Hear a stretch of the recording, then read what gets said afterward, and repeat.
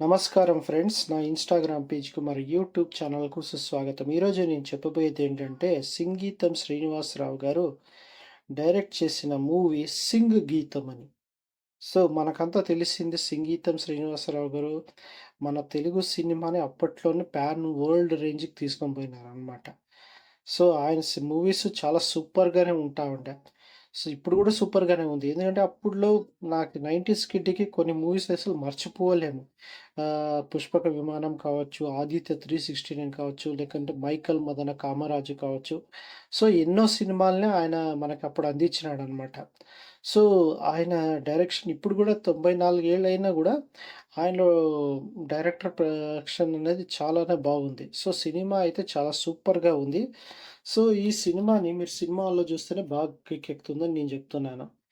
So, ఇది ఆయన తెలుగే కాదు, తమిళంలో మరి కన్నడంలో గూడా మంచి సినిమాలు తీసినారనమాట. ఎస్పెషల్లీ 'రాజ్ కుమార్' గారితో 'హాలు జేను', 'చెలిసవ మోడగుడు' ఇంకా కొన్ని సినిమాలేమో చేశారు.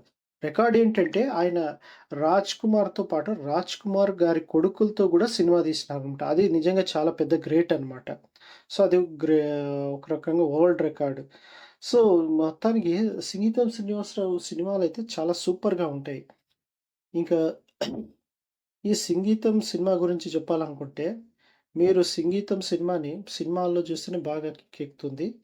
సో, మొత్తానికి ఆహ్, ఇది ఒక ఊర్లో జరిగే కథ అన్నమాట. సో, అది ఏ రకంగా కథ ఏంటి అనేది నేను చెప్పను. సో, మీరు సినిమాల్లోని ఈ సినిమా చూస్తే బాగుంటది. ఎందుకంటే సినిమా డైరెక్షన్ గాని, ప్రతిది గాని ఆయన చానా కేర్‌గా తీసుకొని సినిమాని బాగా వచ్చేలాగా చేసినారనమాట.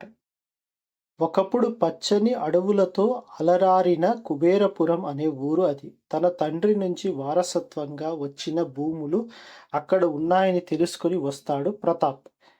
అంటే అయాన్. అవి మామూలు భూములు కాదని, బంగారు గనులున్న భూములని ఆ తర్వాత తెలుస్తుంది. ఊరంతా బంగారం గనులే తవ్వుతుంటారు. వాటిని సొమ్ము చేసుకొని వెళ్ళిపోదామనుకునే క్రమంలో కొంతమంది అత్యాశతో ఆ ఊళ్ళో మిగిలిపోయిన చిట్ట చివర చెట్టుని కూడా నరికేస్తారు. ఆ చెట్టులో తన తల్లిని చూసుకుంటుంది గౌరి. ఆ చెట్టు నేల కూలాక ఊరంతటిని ఓ శాపం చుట్టుముడుతుంది.